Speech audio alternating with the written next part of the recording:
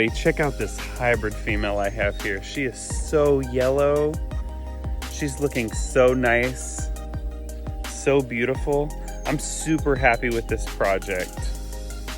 The conformation on this animal is just amazing. It's everything I was going for, so I'm really happy with how she's turned out. Today, I was actually gonna hop on real quick and just talk about poop for a little bit. It's something that people ask me about often. You want poop to be dry and solid. In my opinion, when poop is like that, it means the dragon has absorbed, absolutely everything it needs nutrient-wise from its food.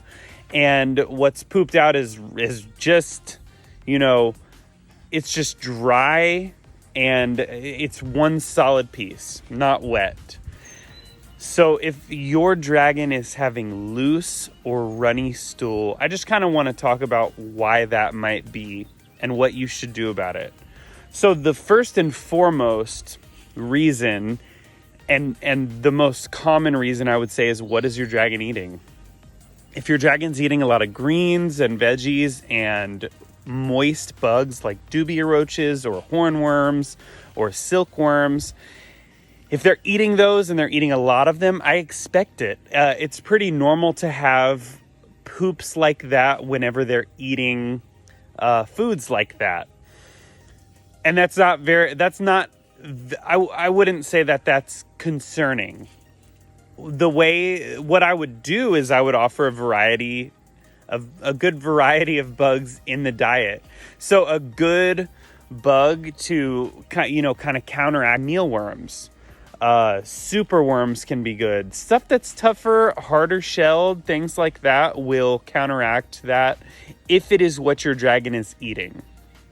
The next reason is that your cage could be too hot. If a cage is too hot, the dragon's body does not have enough time before it poops, because that's how they work. That's how they end up pooping. Is by the heat you provide for them.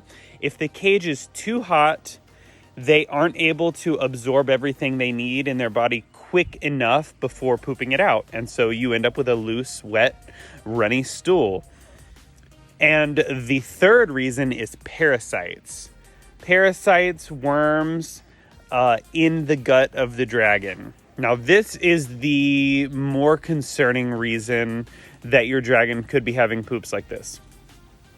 If your dragon has parasites and you are concerned, or you don't really know what you're doing, or you wouldn't know this, you would be thinking that your dragon could have parasites, I would recommend taking your dragon to a vet.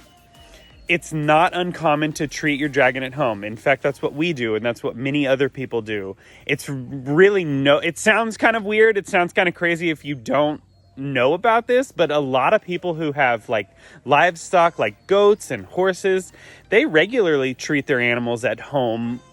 They're safe medications that you can offer at home and to take care of this problem. But if you don't know what you're doing, I would advocate for a vet. Vets are a great resource, and I think you should use them if you need them. So what to watch out for worms and parasites is loose and runny stool is the first kind of thing that happens. Your dragon's going to rapidly lose weight, and there could even be mucousy or bloody poop to follow as well. And it's something that is easily taken care of, but can quickly get out of hand if you let it. So that's why I'm saying if you're concerned at all, then it needs to be addressed and taken care of. But just a loose or wet poop is more often a result of what your dragon is eating or the cage being too hot. So I would rule those two things out first before rushing off to a vet. Typically, these kind of parasites and worms that I'm talking about are naturally found in the guts of the dragon already. And usually they do not pose any problems whatsoever. What happens is, for some reason, could be any number of things, the dragon gets overstressed, and that is when the levels can become unsafe in the gut of the dragon. And then it's like the levels get all out of whack, and then that is when you can run into problems. And that's when the loads of parasites become way too much, way too many that the dragon cannot self-regulate anymore, and that's when they need to be treated for those worms. Another thing to note is, when you treat your dragon, you will need to supplement with a probiotic. The wormers that we use not only take out these bad worms or reduce their numbers, they also reduce the number of good bacteria in the gut. So that's something to keep in mind as well. Anyways, that's enough about poop for today. I hope you all have a beautiful day. Please like, share, and subscribe to my YouTube channel, and I will see you next time. Bye-bye.